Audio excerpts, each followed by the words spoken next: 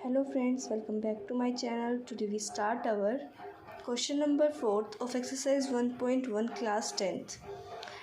As you learn that the new formula HCF into LCM equals to product of given numbers. We use this formula for finding. Let's see what is that question saying. Given that HCF is equals to these two numbers, this is P and this is Q, and HCF is equals to 9. LCM these two numbers P and Q, and we have to find it LCM. अब देखो, सबसे पहले हमने formula पढ़ा था HCF into LCM equals to P into Q. ये हमने formula मैंने आपको इंट्रोडक्शन में बताया था और हमने बहुत सारे क्वेश्चन भी किए हैं इससे रिलेटेड. अब देखो, सेपरेटली क्वेश्चन गिवन है जिसमें आपको HCF दे दिया गया है और LCM पूछ लिया गया है 9 और LCM क्या है ये आपको बताना है. And let P is equals to 306 and Q is equals to 657. ये दो P एंड Q दो नंबर्स आपको गिवन है. अब देखो, इस वाले फॉर्मूले में आप अगर पुट करोगे तो LHS और RHS इक्वल आएगा, तब हमारे पास LCM भी होगा और HCF भी होगा. लेकिन अभी हमारे पास LCM नहीं है, तो हम एक बार ये फॉर्मूला लिखते हैं HCF into LCM equals to P into Q. अब इनके अंदर जो जो वैल्यूज़ गिवन है वो पुट करो. अगर आप इसमें पुट करते हैं तो सबसे पहले 9 multiply LCM equals to P क्या था 306 इंटू 657. ये था P into Q and 9 into LCM आपको फाइंड आउट करना है. अब आपने छोटी क्लासेस में भी पढ़ा है कि जो यहाँ पे मल्टीप्लिकेशन में है वो इक्वल्स टू के इधर जाके डिवाइड में हो जाता है. तो LCM की वैल्यू हमें फाइंड करनी है, तो LCM को x सेलेक्ट कर लो, ये इजी होगा. 9x is equals to 306 into 657. 306 into 657 by 9. आप ऐसे लिखो, बाय 9 मतलब कि इक्वल्स टू में x आएगा और 9 ये वाला 9 यहाँ पे आके मल्टीप्लिकेशन से डिवाइड में हो गया. अब देखो, अगर कोई नंबर कटता है तो उसको काट दो, नहीं तो आप ऐसे का ऐसे स्टार्ट करो. अब ये देखो, ये दोनों 3 से डिवाइड हो रहे हैं ना. अगर 1 जा पे और 3 1 जा 3, 0 एज इट इज़, 3 2 जा, ये आंसर इसका आएगा. अभी 102 आया और यहाँ पे नीचे 3 3 जा होता है ना 9, हाँ ऐसे हो जाएगा. अब ये 102 फिर से डिवाइड हो रहा है, 1 जा और 3 3 जा 9, 1 बचा, 3 4 जा 12. ये हो गया ऐसे. 34 इंटू 657 अगर आप करते हैं इज इक्वल्स टू 34 इंटू 657, तो आपका ये LCM आ जाएगा. तो आप अगर इसकी कैलकुलेशन करते हैं तो आपका आंसर आएगा 22,338. तो जो हमारा LCM है वो क्या हो गया, इज इक्वल्स टू LCM.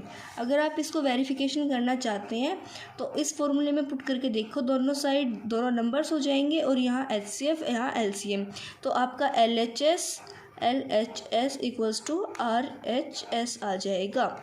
तो बिल्कुल हमारा क्वेश्चन ठीक होगा अगर दोनों साइड इक्वल्स आ जाती है. तो अगर नहीं आती है तो आपको दोबारा से कैलकुलेशन प्रॉब्लम हो सकती है, करके देखनी पड़ेगी. तो हम नेक्स्ट क्वेश्चन करते हैं, that is question number 5. Our fifth question is check whether 6n can ends with the digit 0 for any natural number.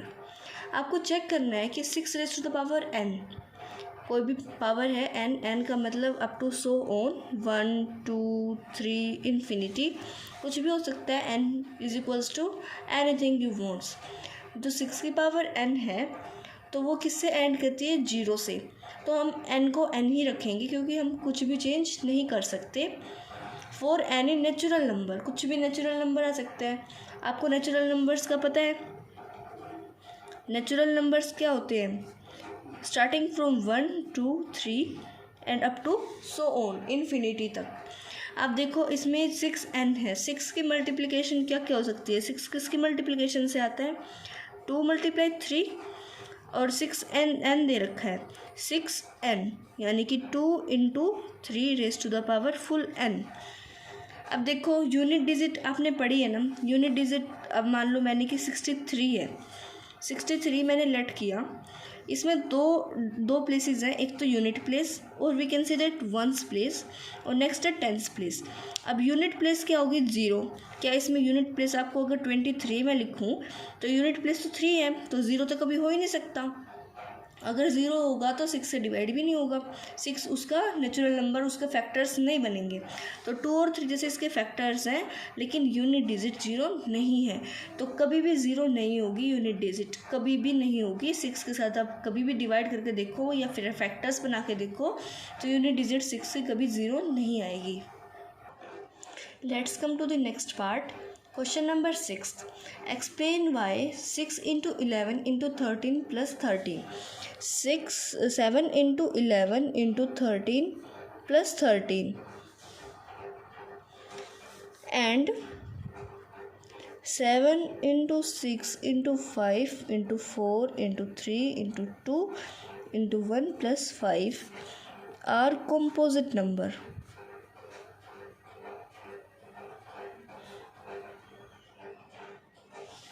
Composite number क्या होते हैं, आपको पता है ना कॉम्पोजिट नंबर क्या होते हैं, जिनके 2 या 2 से ज़्यादा फैक्टर्स होते हैं उनको हम कॉम्पोजिट नंबर्स बोलते हैं। Firstly you have to find that HCF of this number. अगर आप देख सकते हैं कि 7 × 11 × 13 + 13 ये सारे क्या है, प्राइम नंबर्स हैं। और मैंने आपको फर्स्ट क्वेश्चन के सॉल्यूशन में बताया था कि प्राइम नंबर्स का HCF हमेशा 1 होता है, क्योंकि इनमें कुछ भी चीज़ कॉमन नहीं होती, ये हर एक अपनी या 1 की टेबल से ही होती है। तो प्राइम नंबर्स में सिर्फ कॉमन चीज़ एक ही होती है कि वो 1 से डिवाइड होते हैं सबके सब। तो HCF इनका क्या आ गया, 1 आ गया। अब आपको ये बताना है कि ये वाला जो नंबर है ना, ये कंपोजिट है। अब इसको आप फुल सोल्व करके देखते हैं, अगर ये कंपोजिट वाला आ गया तो ये है, नहीं तो नहीं है। अब देखो इसको सोल्व करके देखो, 7 × 6 5 4 3 2 and 1 + 5। अब ये 2 डिजिट आपकी बन गई ना, एक ये और एक ये।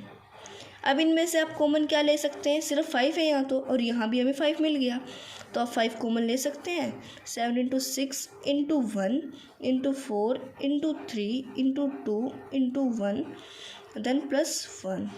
साथ में 1 भी तो प्लस रहेगा, क्योंकि यहाँ पे अगर आपने कॉमन ले लिया तो 1 तो बचा ही ना। अब आपने कॉमन लिया तो कॉमन तो लास्ट तक चलेगा। अब इनकी कैलकुलेशन करते चलो, 6 7 × 42, 4 3 × 12 × 2 प्लस का 1, प्लस में 1 आ जाएगा। अब देखो इसकी कैलकुलेशन करो, अगर आप इनको कैलकुलेट करते हैं 42 × 24 को +1, इनकी कैलकुलेशन करते हैं तो आपका लगभग आंसर 1008 आएगा, और प्लस में 1 करो। अब 5 1009 हो गया। अब इसको 5 से करते हैं तो 5045, शायद आपका यही आंसर आ रहा है। तो अब ये देखो कंपोजिट नंबर तो है, क्योंकि 5 आ गया, ये 5 से हो सकता है, खुद की टेबल से हो सकता है, 1 से हो सकता है, हमें इतना ही चाहिए था। अगर आप इसको 10 से करेंगे तो कुछ ना कुछ शायद हो जाएगा ये 10 से भी, और 5 से तो हो ही रहा है। अब 2 से ज़्यादा हमें फैक्टर्स चाहिए थे ना, 2 से ज़्यादा तो हो गए इसके फैक्टर, तो यानी कि ये कंपोजिट नंबर आ गया। ये स्टेटमेंट बिल्कुल ट्रू है। Now come to the next question, 7th question, that is आप 7th क्वेश्चन का स्टेटमेंट देखो, ये थोड़ा सा वर्ड प्रॉब्लम टाइप है। ऐसे क्वेश्चन बोर्ड में भी पक्का मिलेगा आपको, या तो HCF से रिलेटेड होगा या LCM से। इसमें आपने खुद बताना है कि क्या फाइंड आउट होगा। There is a circular path around a sport field, कोई भी स्पोर्ट्स फील्ड है उसके अराउंड एक सर्कुलर टाइप का स्पोर्ट्स फील्ड है। सोनिया टेक 18 मिनट्स, सोनिया कितनी मिनट्स लेती है, 18 मिनट्स। सोनिया टेक्स 18 मिनट्स क्या करने में, पूरा का पूरा एक राउंड लेने में, ड्राइवर राउंड। लेकिन जो रवि है वो लेता है 12 मिनट्स, ये सेम वही राउंड लेने में। सपोज़ दोनों ने एक ही साथ स्टार्ट किया, अगर दोनों एक साथ स्टार्ट करेंगे तो मतलब एक साथ भागेंगे, लेकिन दोनों की रेसिंग स्पीड अलग अलग हो सकती है। और वो कभी ना कभी एक पॉइंट पे ज़रूर मिलेंगे। चाहे तो अगर मान लो उन्हें 10 राउंड्स लगाने हैं तो सोनिया 5th राउंड पे होगी तो रवि 8th राउंड पे, कहीं ना कहीं तो ज़रूर मिलता है। हर एक राउंड में मिलेंगे वो कहीं ना कहीं, अगर राउंड आगे पीछे हो सकते हैं लेकिन वो मिलेंगे ज़रूर, उनके इस एक सेम पॉइंट ज़रूर होगा। और वो एक बात और बोली इन्होंने कि वो सेम डायरेक्शन में भाग रहे हैं, अपोजिट डायरेक्शन में नहीं है। तो आपको फाइंड आउट करनी कितनी मिनट्स में वो दोबारा से मिलेंगे। 18 मिनट्स इसको लगती है, 12 मिनट्स इसको लगती है। जब इसकी भी 12 होंगी इसकी भी 12 होंगी तो दोनों आपस में मिल जाएंगे ना। तो अब ये देखो आप फाइंड आउट करेंगे तो हम क्या फाइंड आउट करते हैं, ऐसे ऐसे उसमें एलसीएम लेते हैं, क्योंकि आपको ज़्यादा का निकालना है कि कितनी देर में वो दोनों एक साथ मिलेंगे। अब इनका अगर आप एलसीएम लोगे तो एलसीएम लेके देखना पड़ेगा पूरा, 18 एंड देन 12।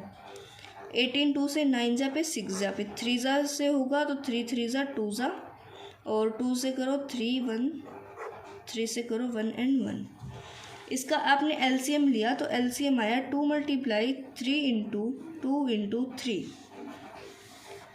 इसका एलसीएम ही आता है और इनकी अगर कैलकुलेशन करते हैं 36 आती है। 36 मिनट्स में वो दोबारा से दोनों के दोनों एक ही पॉइंट पे ज़रूर मिलेंगे। अगर वो चलते 18 मिनट और 12 मिनट्स के बाद तो 36 मिनट पे 36 मिनट पे वो एक दूसरे के साथ ज़रूर मिलेंगे। तो ये थी हमारी एक्सरसाइज 1.1। अगर आपको अच्छे से समझ आई तो मेरी नेक्स्ट वीडियो ज़रूर देखना, जिसमें मैं आपको 1.2 एक्सरसाइज की फुल एक्सप्लेनेशन दूंगी। उसमें थोड़ा प्रूफ टाइप है, आपको √2, √3, √7, √11 सब कुछ आ जाएगा उसमें, एक इरेशनल टाइप प्रूफ करना। तो आपको अगर मेरी वीडियो पसंद आई है तो आप बिल्कुल इसको कम्प्लीटली देखें और चैनल को सब्सक्राइब करें, वीडियो को लाइक करें। Thank you so much.